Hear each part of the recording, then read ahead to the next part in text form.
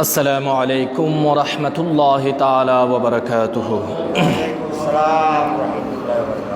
إن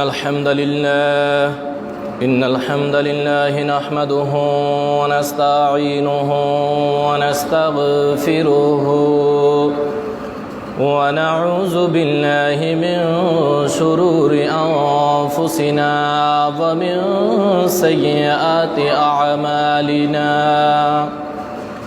من يهد الله فلا مضل له ومن يضلله فلا هادي له. وأشهد أن لا إله إلا الله وحده لا شريك له. وأيضا فقد قال الله تعالى في شان حبيبه مخبرا وآمرا: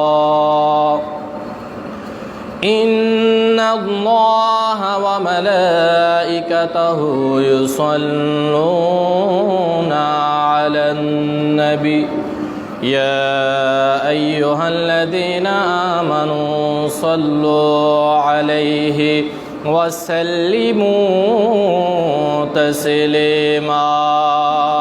صلى الله على محمد وآله وأصحابه وسلم.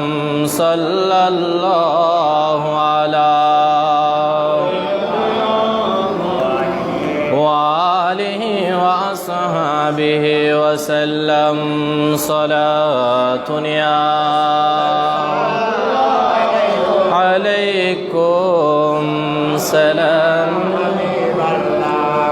زرحمت کن نظر بر حال زارم یا رسول اللہ غریبم بے نوایم خاک سارم یا رسول اللہ.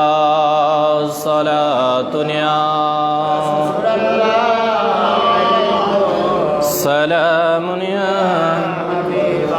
توی تسکین دل آرام جا سب رو قرار من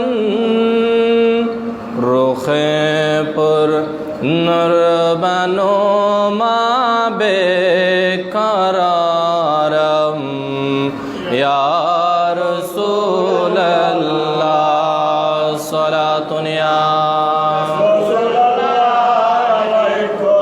سلام یا حبیب اللہ. اعوذ باللہ من الشیطان الرجیم ببرکت بسم اللہ الرحمن الرحیم. ان اولیاءه الا المتقون. صدق اللہ العلی العظیم وبلغنا رسوله النبی الحبیب الکریم. رب صل وسلم وبارك عليه. الحمدللہ والشکرللہ والصلاة والسلام على رسول اللہ. উপস্থিত আমার শ্রদ্ধাভাজন মুসল্লিন ইজাম, ফরদার আড়ালে আমার মুস্তুরাত খাওয়াতিন মা ও বোনেরা, রহমানি ও রহমাকুমুল্লাহ তাআলা, আসসালামু আলাইকুম ওয়া রাহমাতুল্লাহি তাআলা ওয়া বারাকাতুহু। সর্বপ্রথম মহান রব্বুল আলামিনের আলিশান দরবারে বেহদ শুকরিয়া আদায় করি যে রব্বুল আলামিন আমাদের মতো গুনহেগারদেরকে আজ রবিউস সানি শরীফের প্রথম জুমার নামাজ আদায় করার মতো সুযোগ এবং তৌফিক দান করেছেন। ওই মুনিবের শুকরিয়া আদায়াতে প্রত্যেকে উচ্চ আওয়াজে বলুন আলহামদুলিল্লাহ। সাথে সাথে প্যারা রসুল হুজুর পুর নূর সাল্লাল্লাহু তাআলা আলাইহি ওয়াসাল্লামের নূরানি কদমের মধ্যে লক্ষ কোটি শুকরিয়া আদায় করি সাথে সাথে আপনাদেরও শুকরিয়া আদায় করি মহান রব্বুল আলামিন যেন আমাদের সকলের জন্য রবিউসানি শরীফের এই প্রথম জুমার নামাজ জান্নাতে যাওয়ার জন্য উসিলা হিসাবে কবুল করে, প্রত্যেকে বলুন আমিন। প্রিয় হাজিরিন, আমাদের থেকে পবিত্র রবিউল আউয়াল শরীফ বিদায় গ্রহণ করেছেন, কিন্তু এর পরেই আমাদের মধ্যে শুভাগমন করেছেন এমন একটা মাস, যে মাসের সাথে সম্পর্ক হলো হুজুর গৌসে পাক আব্দুল কাদের জিলানী রাদিয়াল্লাহু তাআলা আনহু, প্রত্যেকে বলুন সুবহানাল্লাহ। যেমনিভাবে মহান রব্বুল আলামিন যত আম্বিয়া ইকরাম সৃষ্টি করেছেন, তাদের মধ্যে যেমন আমার রসুলের কোনো মেসাল নেই, আবার আল্লাহর বান্দা রসুলগণের উম্মতদের মধ্যেও হুজুর গৌসে পাকের কোনো তুলনা নেই। হুজুর গৌসে পাক আব্দুল কাদের জিলানী রাদিয়াল্লাহু তাআলা আনহু, তিনি শুধু মানব জাতির গৌস নয়, জিন জাতিদেরও গৌস। সুবহানাল্লাহ। গৌসুল জিন্নি ওয়াল ইনস, আমাদের যেমন গৌস, জিন সম্প্রদায়েরও গৌস বানিয়েছেন কে? আল্লাহ। এখানে কারো হাত নাই। হুজুর গৌসুস সাকালাইন, যার ফাতিহা শরীফ হলো এই মাসে কত তারিখ? 12 তারিখ তথা 11 গিয়ারবি শরীফের রাতেই হুজুর গৌসে পাকের ফাতিহা শরীফ তথা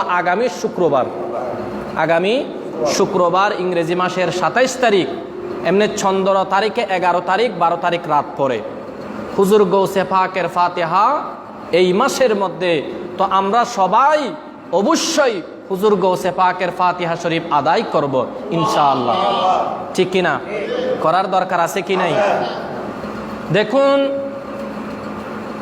নবুয়তের যে মর্যাদা, নবুয়তের যে মকাম, ওই মকামের সর্বশ্রেষ্ঠ যিনি পেয়েছেন তিনি হলেন হুজুর মুহাম্মদুর রাসূলুল্লাহ সাল্লাল্লাহু তাআলা আলাইহি ওয়াসাল্লাম। আর এটা হলো নবুয়তের মকাম। এটা কিসের মকাম? নবুয়তের মকাম। আবার নবুয়তের মকামের পরে আমার আল্লাহর আরেকটা স্পেশালি মকাম, সেটা হলো মকামে বেলায়ত। মকামে বেলায়ত। আর ওই মকামে বেলায়তের মহান রব্বুল আলামিন যত আল্লাহর বান্দা সৃষ্টি করেছেন, যাদেরকে বেলায়ত প্রদান করবেন, এক কথায় যারা আল্লাহর ওলি হবেন, যারা বেলায়তের মতো এত বড় নিয়ামত পাবে, তাদের মধ্যে সর্বশ্রেষ্ঠ যিনি, তিনি হলেন হুজুর গৌসে পাক। হুজুর গৌসে পাক আব্দুল কাদের জিলানী রাদিয়াল্লাহু তাআলা আনহু, যার শান ও মান এত বেশি, যার কোনো তুলনা চলে না। দেখুন, হুজুর আদম আলাইহিস সালামের উম্মতগণ,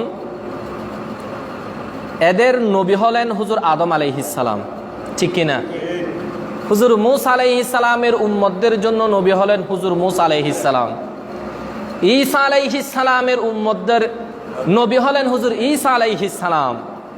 এইভাবে প্রত্যেক উম্মতের নবী আলাদা আলাদা, কিন্তু প্রত্যেক উম্মতের এবং প্রত্যেক নবীদের নবী, প্রত্যেক নবীদের আবার প্রত্যেক উম্মতদের নবী, তিনি হলেন হুজুর পুরনূর সাল্লাল্লাহু আলাইহি ওয়াসাল্লাম।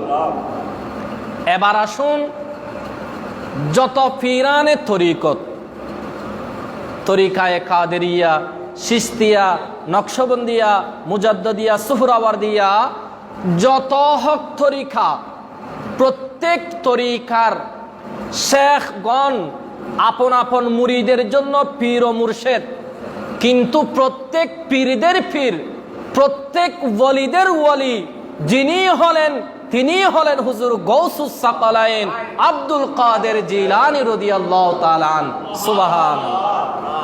হুজুর গৌসে পাক আব্দুল কাদের জিলানী রাদিয়াল্লাহু তাআলা আন, ইনি এমন মুত্তকি বাবা এবং মায়ের সন্তান, যেই মুত্তকি, যে তাকওয়ার কোনো মেসাল।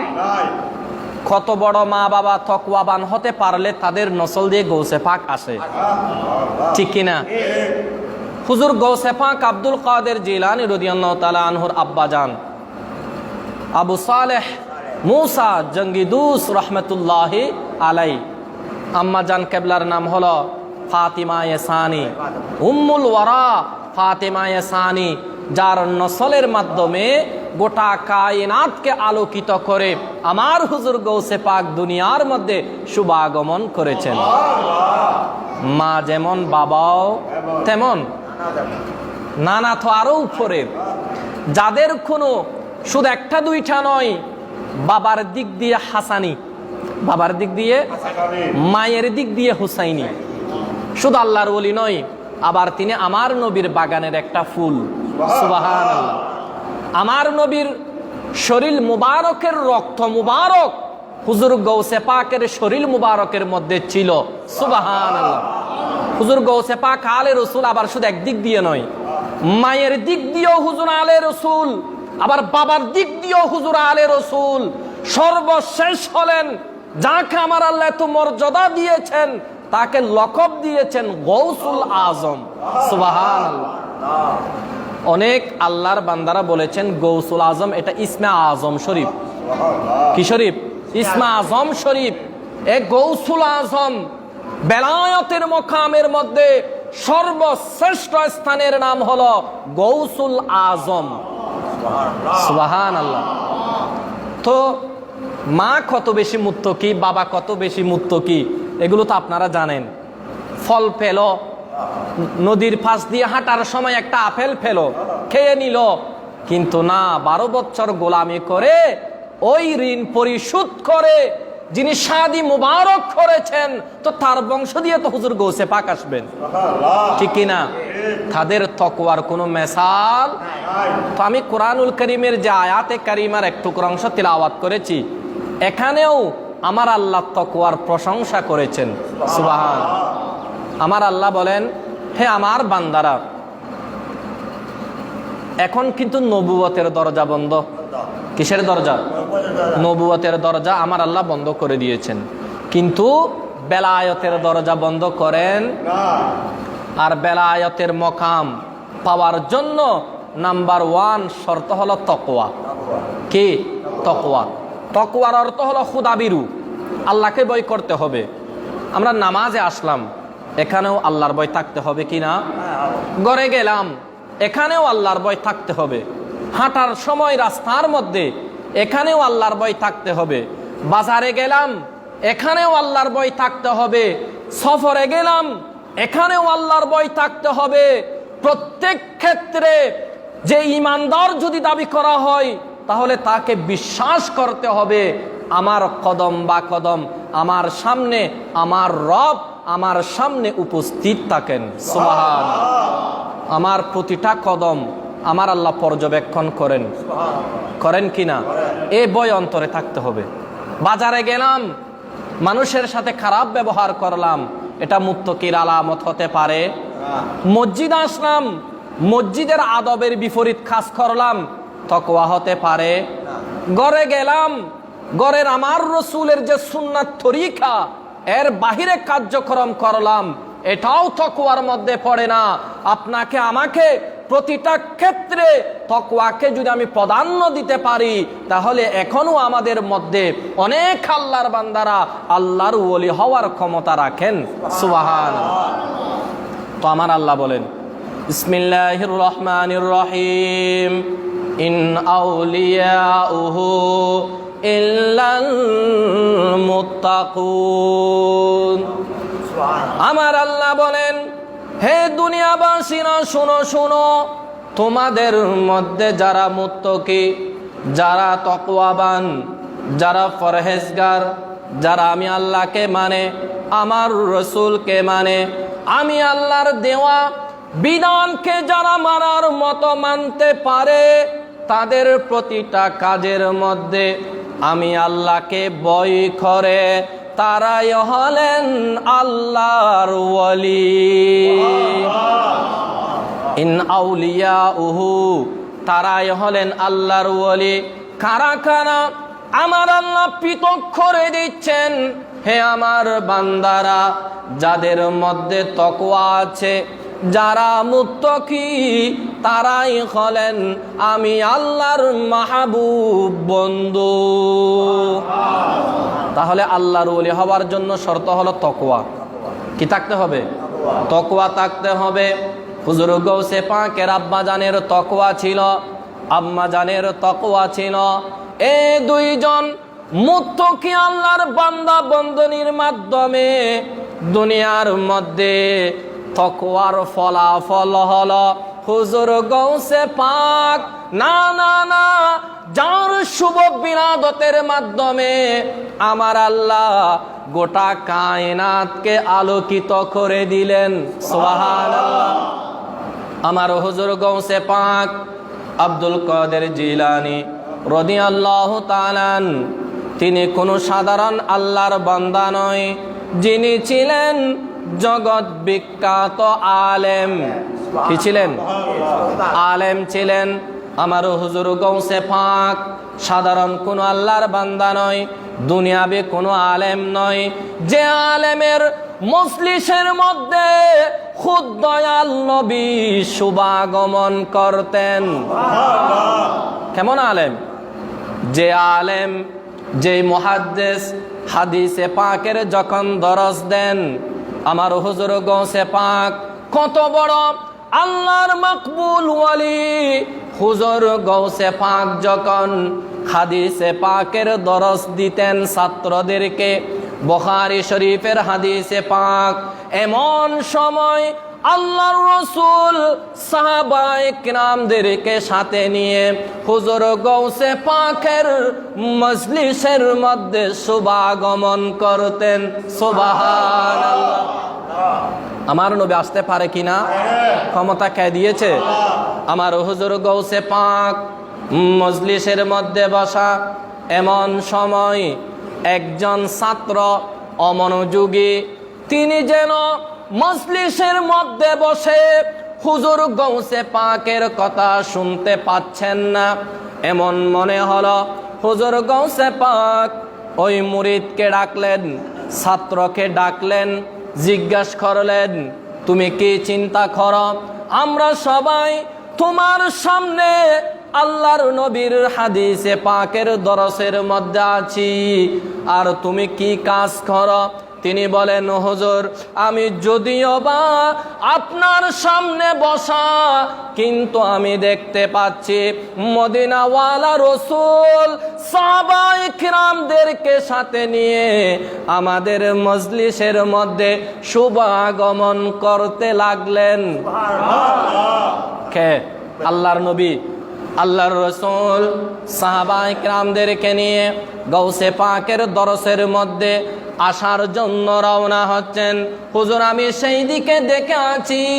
হুজুর গৌসে পাক বললেন, হা হা, আমি গৌসে পাক তো যদিও বা বাগদাদ শহরের মধ্যে, কিন্তু আমি প্রতিটা মুহূর্তে মুহূর্তে আল্লাহর রাসূলের সাথে কথা বলতে পারি। হুজুর গৌসে পাক কথা বলতে পারেন কিনা?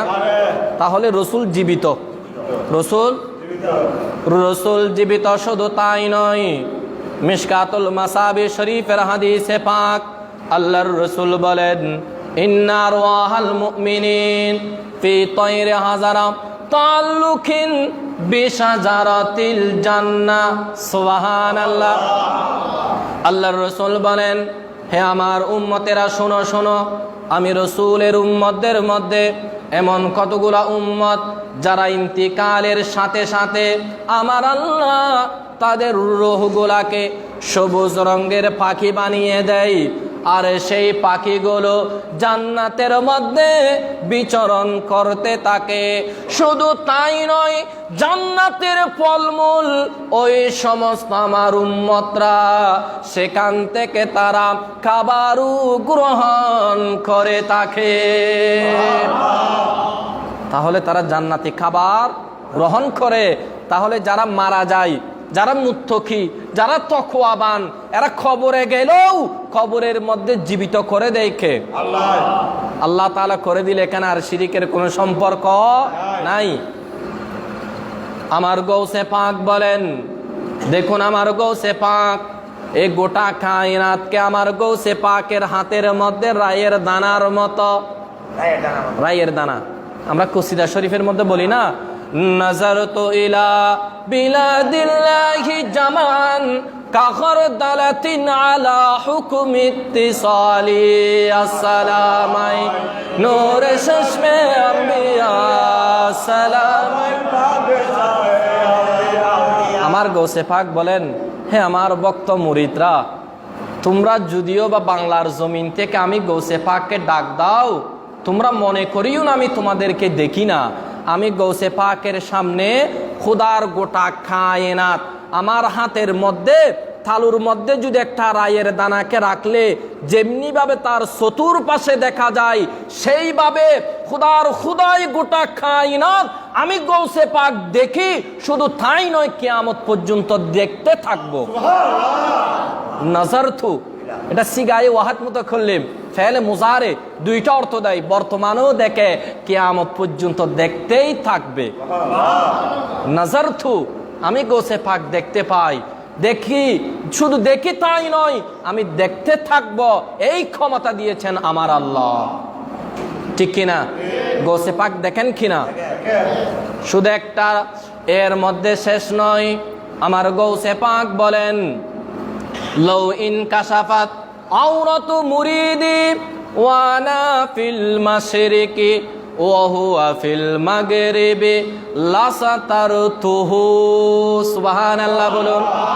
আমার গৌসে পাকের কোন ভক্ত মুরিদ যখন পৃথিবীর পূর্ব প্রান্তে কোনো মুসিবতের মধ্যে পড়ে, আর আমি গৌসে পাক যদি পশ্চিম প্রান্তের মধ্যে থাকি, আমার মুরিদ যখন ঘুমাতে গেল, ঘুমানোর সময় সে জানে না তার সতরটা উঠে গেল, আমি গৌসে পাক বেলায়েতের হাতের মাধ্যমে আমার ওই মুরিদের সতরটা ডেকে দিয়ে তার ইজ্জতকে হেফাজত করি। আমাদের সতর উঠে গেলে সতর ডেকে দেয় হুজুর গৌসে পাক। সুবহানাল্লাহ বলবেন না? তো হুজুর গৌসে পাকের মাজার শরীফ তো বাগদাদ শহরে। তো আমার গৌসে পাক সেখান থেকে এখানে আসতে হয় না, তো বেলায়েতের যে হাত মুবারক, ওই হাতকে বাড়িয়ে দিলে পৃথিবীর যে কোনো প্রান্তে তার ভক্তকে সহযোগিতা করার ক্ষমতা আমার আল্লাহ হুজুর গৌসে পাককে প্রদান করেছেন। গৌসে পাক পারে কিনা? আমার গৌসে পাক বলেন, যত বড় মুসিবত হোক না কেন, আমার কোনো মুরিদ যখন আমি গৌসে পাককে মোহাব্বত করে ইয়া গৌসুল আজম আল মাদাদ বলে যখন ডাক দেয়, আমি গৌসে পাক সাথে সাথে তার সামনে হাজির হয়ে যায়। সেই কারণে কোনো সমস্যার মধ্যে যদি পড়েন, ইয়া গৌস আল মদদ বলে ডাক দিবেন, দেখবেন আমার গৌসে পাকের সাহায্য আপনার জন্য উপস্থিত হয়ে গেল। গৌসে পাক উপকার করতে পারে কিনা? শুধু দুনিয়ার মধ্যে নয়, কবরের জগতের মধ্যে গেলেও হুজুর গৌসে পাক আমাদের কাজে আসবে। আসবে কিনা? কোরআনুল কারীমের ফায়সালা, আল আখিল্লাউ ইয়াউমাইজিম বাদুহুম লিবাদিন আদুউন ইল্লাল মুত্তাকিন। আমার আল্লাহ বলেন, হে আমার বান্দারা শুনো, তোমরা দুনিয়ার ভাইদেরকে নিয়ে, বোনদেরকে নিয়ে, মা বাবাদেরকে নিয়ে, ধন সম্পদ নিয়ে তোমরা পাগল হয়ে গেল। এরা কিন্তু তোমাদের কেউ আপনজন নয়, এরা তোমাদের শত্রু হয়ে যাবে। কিন্তু আমার গৌসে পাক তিনি শত্রু হবে না, কিয়ামতের ময়দানে তোমাদেরকে সাহায্য করবে। সেখানে শত্রু হবে না, বরং আপনার আমার মোহাব্বতের বন্ধু হয়ে আমাদেরকে সহযোগিতা করার জন্য হুজুর গৌসে পাক সদা সর্বদা প্রস্তুত থাকেন। তাহলে আমরা গৌসে পাককে মানি কিনা? গৌসে পাকের এই ক্ষমতা আমরা বিশ্বাস করি কিনা? আমার গৌসে পাক ইমাম গজ্জালি রহমতুল্লাহ আলাই, কত বড় ইমাম, জগৎ বিখ্যাত ইমাম, তিনিও আমার গৌসে পাকের শান ও মান বর্ণনা করেছেন, একটা দুইটা নয়, তার একটা কালাম, তার একটা খোল তফসিরে রুহুল বয়ান শরীফের মধ্যে নোট করেছেন হুজুর ইসমাইল হক্কি রহমতুল্লাহ আলাই। সেখানে তিনি বলেন, ইন্না রাসূলুল্লাহি সাল্লাল্লাহু আলাইহি ওয়াসাল্লামা, সাল্লাল্লাহু আলাইহি সাল্লাম বলুন, রসুলের নাম শুনে দরুদ শরীফ বলতে হয়। রাসূলুল্লাহি সাল্লাল্লাহু আলাইহি ওয়াসাল্লামা লাহুল খিয়ার, সুবহানাল্লাহ বলুন। ইমাম গজ্জালি রহমতুল্লাহ আলাইহি বলেন, হে দুনিয়াবাসীরা শোনো, আমার আল্লাহ আমার দয়াল রসুলকে মুখতারে কুল করে দিলেন, এখতিয়ার দিয়েছেন। এখতিয়ার, যে এখতিয়ারের একমাত্র মালিক কিন্তু আল্লাহ। এখতিয়ারের মালিক কে? আল্লাহ। কিন্তু সেই এখতিয়ারের মালিক আমার মদিনাওয়ালা রসুলকে আমার আল্লাহ করে দিয়েছেন। ইমাম গজ্জালি রহমতুল্লাহ আলাইহি বলেন, হে দুনিয়াবাসীরা শোনো, আমার আল্লাহ দয়াল রসুলকে এখতিয়ার দিয়েছেন। এখতিয়ার দেওয়ার কারণে ফি তাওয়াফিল আলম, আল্লাহর রসুল ইন্তিকালের পরেও গোটা কায়নাতের মধ্যে সফর করে। তাওয়াফিল আলম, জাহানের মধ্যে তাওয়াফ করে, সফর করে, ভ্রমণ করে কে? আল্লাহর রসুল। তাহলে বোঝা গেল ইমাম গজ্জালির আকীদা হলো দয়াল নবী এখনো জিন্দা, ঠিক কিনা? দয়াল রসুল এখনো আপন রওজা শরীফের মধ্যে জিন্দা। সকলে একমত? আপনারা বিশ্বাস করেন কিনা? আমার নবী এখনো রওজা শরীফের মধ্যে সশরীরে জিন্দা।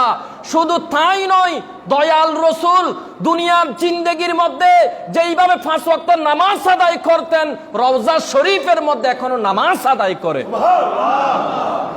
এর পক্ষে কয়েকটা হাদিসে পাক আছে যে আল্লাহর রসুল এখনো রওজা শরীফের মধ্যে নামাজ আদায় করে।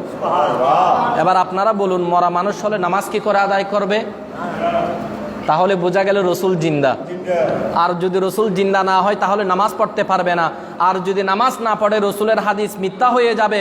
আর রসুলের কথা মানে কথাকার, ওয়ামা ইয়ানতিকু আনিল হাওয়া ইন হুয়া ইল্লা ওয়াহয়ু ইউহা। আমার আল্লাহ যা বলেন রসুল তা বলেন। আমার আল্লাহ যা নিষেধ করেন রসুল বান্দাদেরকে তা নিষেধ করে। মূলত রসুলের বাণী হাদিস হতে পারে, কথা আমার আল্লাহ, ঠিক কিনা? ওহি দুই প্রকার, ওহিয়ে মাতলু, ওহিয়ে গায়রে মাতলু। এগুলো বোঝার দরকার। কিন্তু যারা আজ রসুলের শানে বেয়াদবি করে, শুধু বলে কোরআনের দলিল চাই, কোরআন মানলে কিন্তু ইমানদার হওয়া যাবে না। শুধু কোরআন মানে রসুলের হাদিসকে যদি ইনকার করে তাহলে সে দুনিয়ার মধ্যে মুসলমান যদিও বা দাবি করে বড় মুনাফেক। বড় কি? মুনাফেক। যেহেতু কোরআনকেও মানতে হবে, রসুলের হাদিসকেও মানতে হবে, কারণ উভয় কথা মূলত আল্লাহর, ঠিক কিনা? তো আমার গৌসে পাক আব্দুল কাদের জিলানী রাদিয়াল্লাহু তাআলা আনহু, তিনি শুধু রসুলকে জিন্দা এটা বলে নাই। সিররুল আসরার হাদিসের কিতাবের মধ্যে হুজুর গৌসে পাক বলেন, আল আম্বিয়াউ ওয়াল আউলিয়াউ ইউসাল্লুনা ফি কুবুরিহিম। কোথায় নামাজ পড়ে? ইউসাল্লুনা, তারা নামাজ পড়েন সিগায়ে মোজারা, বর্তমানেও পড়েন, ভবিষ্যতেও পড়তে থাকবেন, কবরের মধ্যে নামাজ আদায় করে। ইমাম আবু আব্দুল্লাহ মুহাম্মদ বিন ইসমাইলের আকীদা হলো আল্লাহর রসুল রওজা শরীফের মধ্যে জিন্দা। ইমাম বুখারীর আকীদা হলো রসুল জিন্দা। হুজুর গৌসে পাকের আকীদা হলো রসুল জিন্দা। হুজুর সৈয়দনা সিদ্দিক আকবরের আকীদা হলো রসুল জিন্দা। আমার গৌসে পাকের আকীদা শুধু রসুল জিন্দা এর মধ্যে শেষ নয়। হুজুর গৌসে পাক বলেন আল্লাহর নবী জিন্দা, ভালো কথা। রসুল দুনিয়ার মধ্যে থাকা অবস্থায় যেভাবে নামাজ আদায় করত, কবরের জগতে সেইভাবে নামাজ পড়ে না। না, রসুলের উম্মতের মতো যারা উম্মত, যারা মুত্তাকি, যারা আল্লাহর ওলি, এরাও কবরের মধ্যে মৃত নয়। এদেরকেও আমার আল্লাহ তাদের জীবন ফেরত দেয়। কবরের মধ্যে এরাও নামাজ আদায় করতে থাকে। ইউসাল্লুনা ফি কুবুরিহিম কামা ইউসাল্লুনা ফি বুয়ুতিহিম। বুয়ুতিহিম মানে ঘরের মধ্যে, ঘরে যেমন নামাজ পড়তো, তারা কবরের জগতের মধ্যেও নামাজ আদায় করতে থাকে। তাহলে আল্লাহর ওলিরাও জিন্দা কিনা? হুজুর গৌসে পাক জিন্দা কিনা? আল্লাহর নবী জিন্দা কিনা? যত আল্লাহর ওলিরা এরা আপন আপন রওজা শরীফের মধ্যে জিন্দা। শুধু তা নয়, আল্লাহর ওলিরা এখনো দয়াল রসুলের সাথে সাক্ষাতে মিলিত হয়ে যায়। ইমাম গজ্জালী রহমতুল্লাহ আলাইহি বলেন, আল্লাহর নবী যখন সফর করে, তাওয়াফিল আলম জাহানের মধ্যে সফর করে, শুধু আল্লাহর নবী একা নয়, মা আর ওয়াহিস সাহাবা, সুবহানাল্লাহ, আমার নবীর সাথে দুনিয়াবি কোনো মানুষ থাকে না। আমার নবী যখন রওজা শরীফ থেকে সফর করার জন্য রওনা হয়, সাথে আমার রসুলের অসংখ্য সাহাবীরা দয়াল নবীর সাথে সফর সঙ্গী হিসাবে থাকে। তাহলে সফর আমার নবীও সফর করেন, ঠিক কিনা? সাথে রসুলের সাথে থাকেন সাহাবায়ে কেরাম। কথা হলো, রসুল তো ইন্তিকাল করেছে, রসুলের সাহাবীরা ইন্তিকাল করেছে, এরা যদি মরা হয় মাটির সাথে মিশে যায়, রসুল সাহাবীদেরকে নিয়ে কিভাবে সফর করবে? বোঝা গেল রসুল জিন্দা কিনা, আমার নবীর সাহাবীরা জিন্দা কিনা। আমার নবীর সাহাবীরা জিন্দা, শুধু তা নয়, হুজুর ইমাম গজ্জালী রহমতুল্লাহ আলাইহি বলেন, হে দুনিয়ার জগতের আল্লাহর বান্দারা, তোমরা শুনো শুনো, আমার নবী সাহাবায়ে কেরামদের সাথে নিয়ে সফর করে। ওয়ালাকাদ রাআন কাসীরাম মিনাল আউলিয়াই, এখনো দয়াল নবী সাহাবায়ে কেরামদেরকে সাথে নিয়ে অনেক আল্লাহর ওলিদের সাথে সাক্ষাতে মিলিত হয়ে যায়। আর যাদের সাথে সাক্ষাতে আল্লাহর নবী মিলিত হয়, এদের যিনি সরদার, তিনি হলেন হুজুর আব্দুল কাদের জিলানী রাদিয়াল্লাহু তাআলা আন। প্রত্যেকে বলুন সুবহানাল্লাহ। হুজুর গৌসে পাকের সাথে আল্লাহর নবীর এখনো কি হয়? সাক্ষাৎ হয়, দিদার হয়, মুলাকাত হয়। আমাদের সুন্নি মুসলমান যারা, এরা যদি নামাজ আদায় করে, এই নামাজের মধ্যে আল্লাহর সাথে আল্লাহর বান্দার সাক্ষাৎ হয়ে যায়। এবার আপনারা বলুন, আল্লাহর সাথে সাক্ষাৎ হলে কি রসুলের সাথে সাক্ষাৎ হয় না? সুন্নি মুসলমানের সাথে প্রতি মিনিটে মিনিটে রসুলের সাথে সাক্ষাৎ হয়ে যায়। তবে আপনাকে তাকওয়াবান হতে হবে, সত্যিকার নবীর প্রেমিক হতে হবে। হুজুর ইমাম গজ্জালীর আকীদা হলো, আমার দয়াল নবী এখনো জিন্দা, আমার নবীর সাহাবীরা জিন্দা। না না না, আমার রসুলকে মানার মতো যারা মানতে পারে, যারা আল্লাহর ওলি, যারা তাকওয়াবান মুত্তাকি, এদের সাথে দয়াল রসুল এখনো সাক্ষাতে মিলিত হয়ে যায়। তাহলে আরেকটা কথা বলি, তফরিহুল খাতির ফি মানাকিবি আশ-শেখ আব্দুল কাদের জিলানী রহমতুল্লাহি আলাইহি, এটা একটা কিতাব। হুজুর আব্দুল কাদের মহিউদ্দিন ইবনুল আরবি আরবুলি রহমতুল্লাহি আলাইহি, তিনি আমার গৌসে পাকের শানে একটা নাতে রসুল তার কিতাবের মধ্যে তফরিহুল খাতিরের মধ্যে নোট করেছেন। আর যারা দয়াল নবীর শানে বিয়াদবি করে, তারা বলে সুন্নিরা কেন মদিনা শরীফ যায়? নবীর সাথে সাক্ষাৎ হওয়ার জন্য যায়, কারণ রসুল ইন্তিকাল করেছে, দরকার কি মদিনা শরীফ যাওয়া? মদিনা শরীফ যাবে নামাজের জন্য। না না না, আমরা সুন্নি মুসলমান মদিনা শরীফ নামাজের নিয়তে যাই না, রসুলের সাথে সাক্ষাতের জন্য আমরা মদিনা শরীফ যেয়ে থাকি। রসুলের সাথে সাক্ষাৎ হলে নামাজও হবে, রসুলের দিদারও পাবো, জাহান্নামটা হারাম হবে, জান্নাতটা ওয়াজিব হয়ে যাবে। রসুলের দিদার আমরা চাই কিনা? সবাই বলুন, রসুলের দিদার চাই কিনা? তো রসুলের দিদার পেতে হলে হুজুর গৌসে পাককে মানার মতো মানতে হবে, ঠিক কিনা? এখন আমরা তো গৌসে পাককে মানি না। তাহলে হুজুর গৌসে পাকের ফাতিহা শরীফ কত তারিখ? 11 তারিখ। 11 তারিখ দিনে, রাতটা 12 তারিখের হয়, কিন্তু 11 তারিখ যেটা আমরা গিয়ারবি শরীফ, এটা হুজুর গৌসে পাকের ফাতিহা শরীফ, তথা আগামী শুক্রবার 27 তারিখ হুজুর গৌসে পাকের ফাতিহা। আমরা সবাই হুজুর গৌসে পাকের ফাতিহা শরীফ আদায় করব কিনা? বলেন, আমরা গৌসে পাকের ফাতিহা করব কিনা? হুজুর গৌসে পাকের ফাতিহার মধ্যে একটা অন্যতম হলো 4 দানার চিন্নি। এগুলা করবেন হুজুর গৌসে পাকের ফাতিহা দিয়ে। এই সিন্নিগুলো যখন সুন্নি মুসলমান গ্রহণ করবে, তার শরীরের মধ্যে কোনো প্রকারের রোগ থাকতে পারে না, যেহেতু এই জিনিসগুলো, এই তাবাররুকগুলো হুজুর গৌসে পাকের নামে ফাতিহা হলে এটা দুনিয়াবি কোনো খাবার থাকে না, এটাকে আমার আল্লাহ জান্নাতি খাবার বানিয়ে দেয়। তাহলে হুজুর গৌসে পাকের ফাতিহা করার দরকার আছে কি নাই? যদিও বা অন্যান্য বছর করেন নাই, এবছর করবেন, এখন থেকে করবেন, যেহেতু গৌসে পাকের কোনো তুলনা চলে সেই কারণে হুজুর গৌসে পাক। তো আমি যে কথাটা বলার জন্য চাইলাম, হুজুর মহিউদ্দিন আব্দুল কাদের ইবনুল আরবুলি রহমতুল্লাহ আলাইহি তিনি আমার গৌসে পাকের একটা নাতে রসুল কুট করেছেন। আমার গৌসে পাকের বয়স যখন 38 বছর হলো, হুজুর গৌসে পাক আল্লাহর ঘরের মধ্যে গেলেন, খানায়ে কাবার মধ্যে গেলেন, হজ আদায় করার জন্য গেলেন। হুজুর গৌসে পাক হজ্জের কার্যক্রম শেষ করে রওনা হয়ে গেলেন মদিনা শরীফের উদ্দেশ্যে। সুবহানাল্লাহ। তাহলে গৌসে পাকও মদিনা শরীফ যেতেন, গৌসে পাকও কোথায় যেতেন? তো আপনি আমি গেলে অসুবিধা কি? মদিনা শরীফ হুজুর গৌসে পাক যেতে পারলে তো আমরা গেলে কেন এত ফতোয়া কিসের? তাহলে মদিনা শরীফ যাওয়া হুজুর গৌসে পাককে মানার মতো মানা, ঠিক কিনা?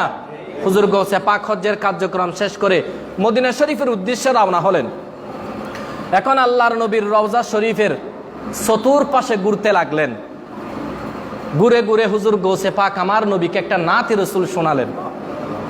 হুজুর গৌসে পাক বলেন, ইয়া রাসূলুল্লাহ, ইয়া হাবিবাল্লাহ, সারা জীবন বাগদাদ শহর থেকে আপনি রসুলকে সালাতু সালাম দিয়েছি, আপনি রসুলকে সালামি আরজ করেছি। ইয়া রাসূলুল্লাহ, এখন তো আপনার কদমে আসলাম। ও গো আল্লাহর রসুল, আপনার কদমে এসে আমি গৌসে পাক হাজির হয়ে গেলাম। ইয়া রাসূলুল্লাহ, আপনার একটা নূরানি সাক্ষাৎ মোবারক আমি গৌসে পাককে দিয়ে আমাকে ধন্য করে দিন। কার সাক্ষাৎ চাই?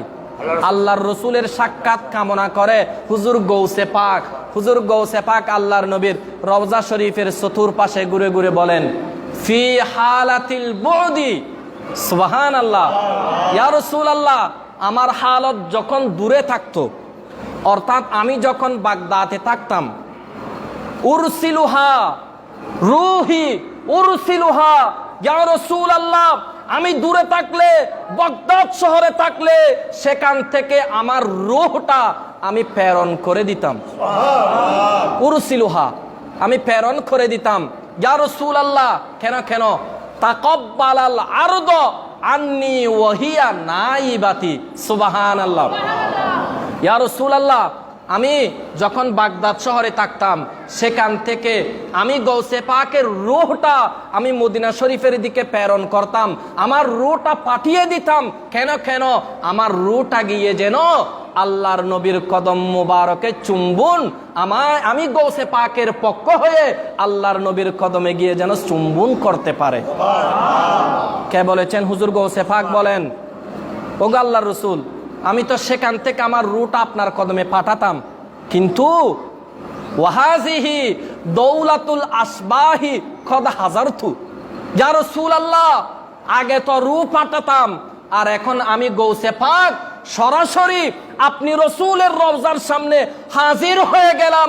ওগো আল্লাহর নবী, আপনি আমাকে দিদার দিয়ে ধন্য করে দিন। এখন যখন বললেন, ইয়া রাসূলুল্লাহ, আমি আপনার দরবারে হাজির হয়েছি, ফামদুদ ইয়ামিনাকা কাই তাহজা বিহা সাফাতি, সুবহানাল্লাহ। ইয়া রাসূলুল্লাহ, ফামদুদ ইয়ামিনাকা, আপনি রসুলের ডান হাত মুবারকটা একটু রওজা শরীফ থেকে বের করে দিন। ফামদুদ ইয়ামিনাকা, ইয়া রাসূলুল্লাহ, আপনার ডান হাতটা একটু বের করে দিন। কাই, ইয়া রাসূলুল্লাহ, আমি যেন আমি গৌসে পাকের দুই ঠোঁট মুবারক দিয়ে আপনি রসুলের নবুয়তের হাত মুবারকের মধ্যে যেন আমি চুম্বন করতে পারি। তাহলে দয়াল নবী হাত বের করার ক্ষমতা রাখে কিনা?